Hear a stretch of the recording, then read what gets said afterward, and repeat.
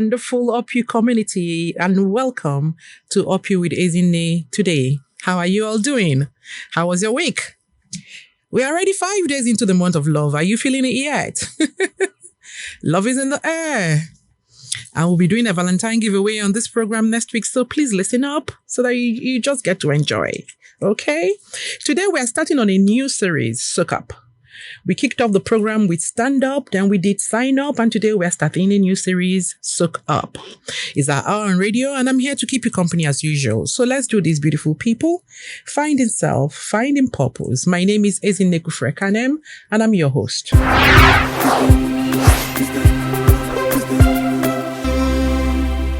topic today is Woman Soak Up. When I was in the university, we had a process known as soak and travel. I'm sure a lot of people already know what that is. But then this is a very simple process of putting a little gari in a bowl with plenty of water for a period of time. The result after a few minutes was quite amazing. The little portion of gari usually swelled up or rose dramatically to fill up the bowl and serve as a meal for 2 or even 3 persons at times. Similarly, that is what happens to a mind that is soaked up. It expands and becomes a magnet, attracting to you left, right, and center all the resources you need to fulfill a particular task, goal, or dream.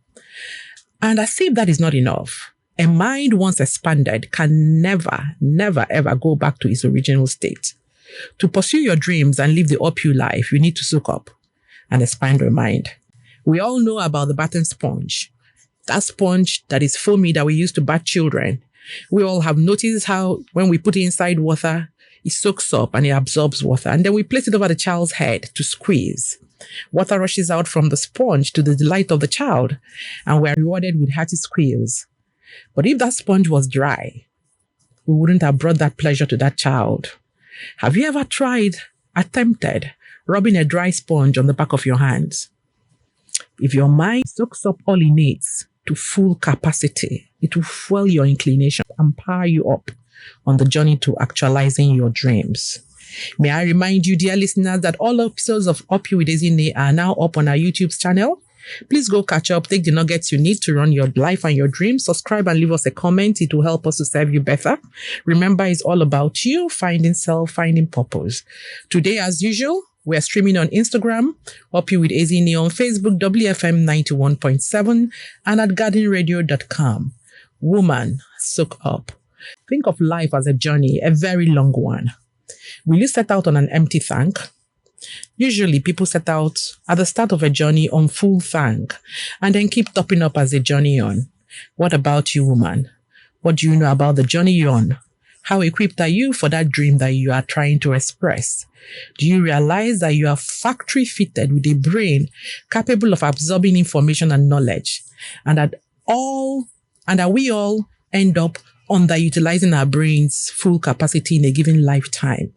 Research has it that we use just about 1/3 of our brain capacity in our lifetime.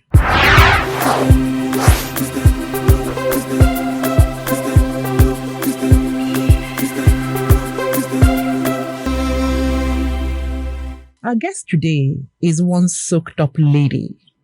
But don't take my word for it. Please go to our Instagram page at UpYou with Ezinne and read her full bio.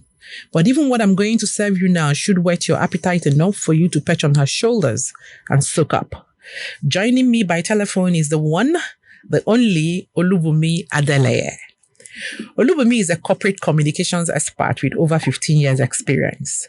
She is Associate Director in charge of Corporate Services Communications at Leadway Insurance, providing expanded support for the company's associate and subsidiary companies in Nigeria and Cote d'Ivoire. Aside her numerous prestige awards, recognitions, certifications, and professional affiliations, Olubunmi holds a master's degree in corporate and marketing communications from the prestigious IE Business School in Madrid, Spain.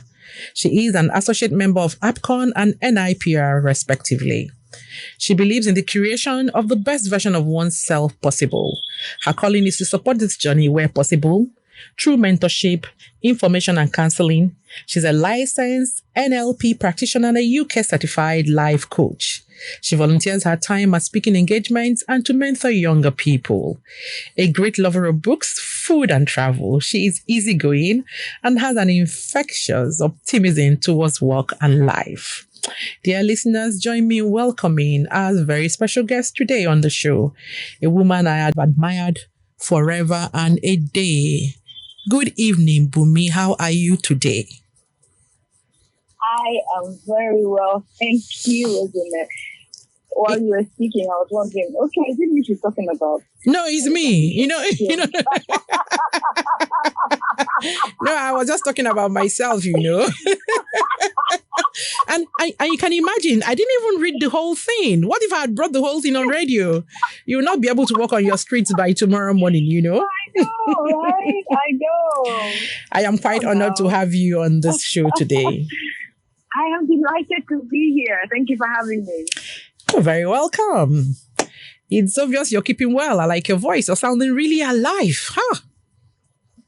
It's very important. You need to. So this year I told myself, this is the year where I will be still and let God be God. And in doing all of that, it's so important to just be still. Not the kitty kata kata, just calm down. Just relax. Not the bam bam thingy, right? Chilling with the big boys and the big girls, eh?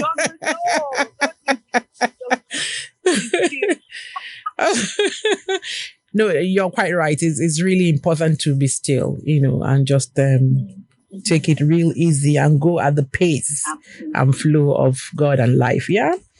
Okay, so today our topic is woman SoakUp. Mm-hmm. So, I remember calling you up and saying, Bumi, you're the one for this, because you're one soaked up lady that I know. And then you just said, okay, I'm going to do it. So let's start with your perspective. What is your perspective to SoakUp? And the B part, why should women soak up? My perception of it is when you speak about soaking up, soaking up knowledge, soaking up experiences. When you soak up something, that thing becomes an integral part of you. You're full of that thing. You are immersed in that thing, whatever it is that you choose to soak up. And in speaking about soaking up, my perception is that we want to soak up the good things. We want to soak up the things that when life squeezes you or when you have an opportunity to pay it forward, and you're squeezed, what comes out of you is goodness, it's good things that you can pass on. And the truth of it is you really can't pass on what you don't have. If you're dry and you're squeezed, nothing but air and dust comes out.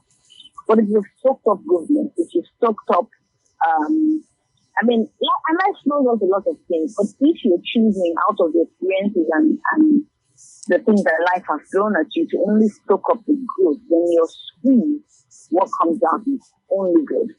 And what is good for building up somebody else or encouraging someone else or even applying to another situation in life that your experiences have taught you knowingly or unknowingly to prepare for. So this is what I think soaking up means. And as women, we have to soak up. Because we have to be strong. We need to prepare to pull ourselves up, to pull each other up, to pull our families up, to pull our networks up. Otherwise, really, what are you doing? Those are my thoughts. Thank you very much for your thoughts. As always, I can't wait to start having my guests in the studio live so they can see my expressions real time. I'm just saying, who gave her expo? Who told her that I talked about sponge? Who told her that I talked about this? I mean, this is how I know that this program is inspired, because all I say to people is, this is what you're going to talk about. And I don't give anything more than that. And then you come in and each person has, been in sync. So that's how I know that this is highly, very inspired. Thank you, Bumi. I couldn't have asked for a better perspective to what we are about to discuss today. I took one look at your bio when I got it, and I took 2 steps backwards. I'm like, whoa. Hey, there are people, Sha. Hey, So I'm still reeling, Very soon, it's just going to be looking like Ngozi Okonjo-Iweala zone if we're not careful. But that's what I'm praying for you. That kind of thing, yeah? From your lips to God's ears. I'm even applauding. So you see, I looked at your bio. Amen. And it's easy to see that you're a soaked up woman. You, in fact, even describe yourself as a great lover of books. Congratulations on all your wins for me. I am really, really, I'm really impressed, I'm trying to farms you here. I'm telling all the people here that I know you, like that, as in tick, tick, tick. Okie dokie. So please share with us, what drives you to keep seeking knowledge? So, first of all, I believe that knowledge is not just in books. I mean, books were the first place that I started, but as I grew older and the experiences that I had, I realized that it was just not in books, not only in books, but more on that later. I have one of my favorite pastimes is discovering new words. I remember the first time I learned the word obstreperous. And it's amazing. It describes Nigerians very, very to the T. So an obstreperous person is somebody I can't pronounce it. My tongue is coiling. Obstreperous. I'll send it to you as a text message so you see what the word means. Okay, great. It means somebody who is, it means someone, it's OPSTREPEROUS. It means somebody who is loud and gregarious. Oh, that's us. Yeah, that's us. That's us, exactly. Pretty much like the average Nigerian, You're loud and gregarious and I am here, this is me. They talk to me that way. Yeah. Do you know who I am? Do you know who I am? Do you know who you're talking to? And it's something that I share as a passion with one of my other friends who is passionate about reading and about books and stuff like that. But the thing that drives me to seek knowledge is just first of all, there's passion. I enjoy my happy place is when I'm learning something. When I am in school, when I went to do my master's, when I am in a training session, or I have an opportunity to be able to practice what I am learning in either a controlled environment or with a project, or I am doing something, I'm applying my knowledge to something. For me, it fires the synapses in my head. It just makes me alive because I feel like I'm learning and somehow I'm creating. I'm applying that knowledge to something. I'm creating something that I otherwise would not have known.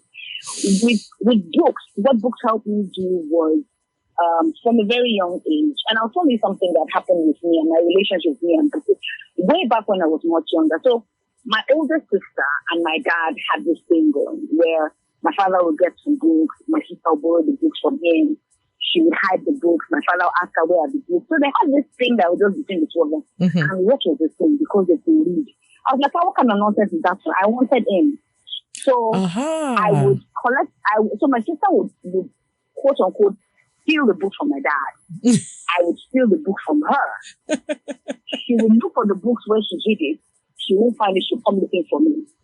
My father would look for his book. He won't find an answer. Then he started asking me. So it became a trial thing. I was in the club. My father, he was amazing. My father had books like The Godfather Never Sleeps. He had books. He had the whole Sherlock Holmes set. If he were alive today, he probably would have gotten Obasanjo's Now My Watch Is Ended set of books. He bought a lot of Reader's Digest. We had a lot of those. Then we had war comics. He got other comics for us, but I used to love reading his war comics and Reader's Digest. I think I got my love for words from Reader's Digest. So we had a lot of that growing up. And it was just that learning, that discovering things. And the beauty about books is that if you have a good imagination, it helps you even improve on it. It takes you to different lands that you never quite imagined existed. I tell you, Ezinne, I knew how a creme brulee tasted before I tasted it. Don't ask me how. It was just from the way the person described how it tasted in the books, and I knew what a chimney was before I ever saw one. I knew how snow felt before I saw or could find out in the book how the different, how one snowflake was totally different from another. You know, books are just something amazing. I tell you, you could go into distant lands and universes and other planets and just imagine how it would be just being there, fighting fantasy wars and all of that. And of course, I'm sure by now you can tell I also love watching. You're sucking me in already. And I'm sure you're sucking in your listeners as well, because I'm already beginning to imagine that chimney. And then, you know, someone is sliding down. Yes.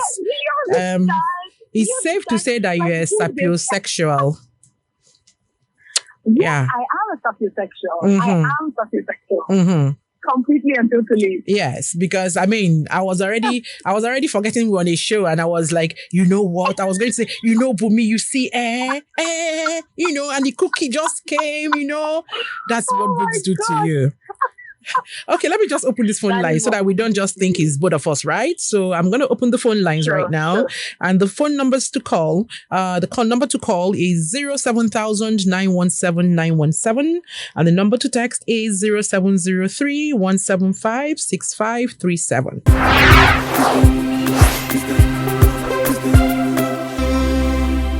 Without even knowing it, you just give us an example of what books can do to one. Why the apathy to reading? You know, there's this saying, and you know, it upsets me. If you want to hide something from a black man, put it in a book. Why? I think that is a whole different story all by itself. Because reading, the habit of reading and learning full stop is something that is taught. It's something that is encouraged. If you are so distracted by life and living and doing other things that you cannot begin to find the joys and the learning and that come from reading, and the whole new vista that it opens up to you. If you were never taught to enjoy it, you won't bother. Now, another reason that people don't read is people learn in different ways. There are people that are visual. They prefer to watch movies. They learn better that way. That is just their learning style. There are people that are auditory. They like to listen. That's why that's why audiobooks have taken up so well in recent times, because some people just prefer to listen to the words rather than read them. Another thing, especially with cosmopolitan cities like Lagos, is there's simply no time. There's just no time, which is why audiobooks work, because if you're able to play the books, the audiobooks in your car as you're going to work, or on your phone as you're commuting, you can soak up the knowledge and soak up the book just by hearing. Other people prefer to learn by doing. You know, so if your learning is you wanting to, obviously, I am a combination of all three. There are people that prefer two of them. There are people that prefer one. But some people prefer to learn by doing. They don't read to them. They don't want to read it. They don't want to hear it. They just want to do. That's how they learn. Which is why people have different learning styles while they're in school. But generally, with books that are not necessarily for professional use or for studies in school, if it's just reading just for the joy of it, reading just for edification or to understand, some people don't do it because maybe the books are expensive. Good books are expensive, although they don't have to be. You can find other options. You know, sometimes people say they don't have time, like in Lagos, they say they don't have time, or they don't know what to read. You know, sometimes for people that have learning disability, reading is hard. You know, and if you have had bad experiences with reading as a child, there are some people that would actually equate reading with punishment. I found joy with reading because it gave me an in into that small, you know, 3-man club that my father had with my sister. I became the third man in that circle. And very soon all of us linked up to it, because the rest of my siblings quickly caught on that, okay, there's something going on with it I want in. And we all became avid readers. At home, we were hiding books from each other, and taking turns, queuing up to read books. We just enjoyed it, But if it was something that was a punishment as a child, or when you were younger, if those were your early experiences in reading is not something that will come naturally to you because you're an adult now, nobody can tell you what to do, and you're just not going to read if you don't want to read. True. So it's a myriad of reasons. Like our guest has said to all of us here today, you can soak up by reading a book, soak up by listening to a book, soak up by watching movies, soak up by doing. You can even soak up by traveling, but you've got to soak up. Mm-hmm. You just have to soak up. Absolutely. You can't be dry when you're pursuing a dream or a goal or a task or even living life. You must have to know something. Somebody shouldn't be having a conversation with you and you're blank. I mean, look at how our guest came throwing up one big word that I can't even pronounce. But I had to give her back another one. I say sapiosexual. You see what I'm saying? So you banter back and forth like that. So the phone lines again are 07000 917 917. The text line is 0703 175 6537. Bumi, you mentioned something that is really, really dear to my mind. You said your father actually used to buy a lot of books and then so started this stuff with your sister and you wanted in. How do we catch them young now? Because you see now, everybody's carrying one cell phone, and trust me, they're not reading any book on that cell phone. It's kids. Oh, I know you can learn from those as well, but in a humorous way or something. But how do we catch them young, to have an interest in reading so that the book culture doesn't die? Because frankly, I know that when I used to read all those my Mills and Boone, all those my Enid Blytons, all those books, Sidney Sheldon's, all those books I used to read. I know that I hadn't left this country when someone said to me, you must be exposed to foreign culture.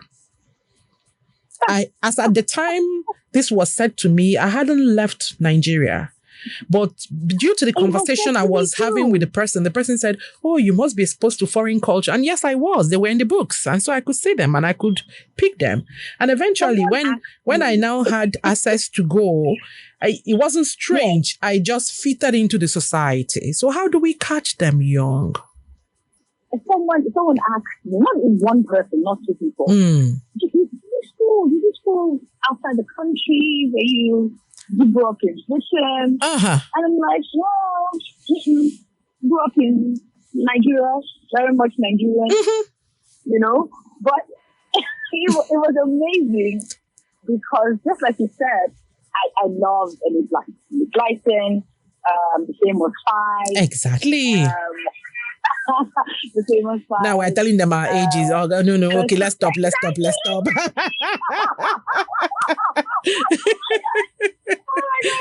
All those books were amazing books. And don't get me started. How do we catch them young? Yes. See, you can't make it like punishment. Mm-hmm.